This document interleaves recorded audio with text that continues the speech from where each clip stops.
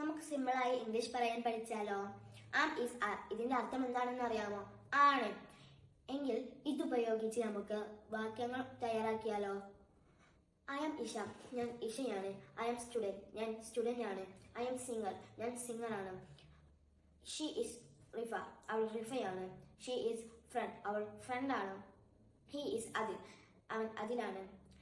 He is brother. അവൻ ബ്രദറാണ്. You are teacher. നീ ടീച്ചറാണ്. They are friends. അവർ ഫ്രണ്ട്സ് ആണ്. They are students. അവർ സ്റ്റുഡൻസ് ആണ്. We are family. ഞങ്ങൾ ഫാമിലിയാണ്. അതിൻ്റെ കൂടെ ആവും. ഷീഹി എന്നതിൻ്റെ കൂടെ ഏസും യുദേവി എന്നതിൻ്റെ കൂടെ ആറും ചേർക്കാൻ മറക്കല്ലേ. നമുക്ക് സിമ്പിളായി ഇംഗ്ലീഷ് പറയാൻ പഠിച്ചാലോ? Am is R. ഇതിന്റെ അർത്ഥം എന്താണെന്ന് അറിയാമോ? ആണ്. എങ്കിൽ ഇതുപയോഗിച്ച് നമുക്ക്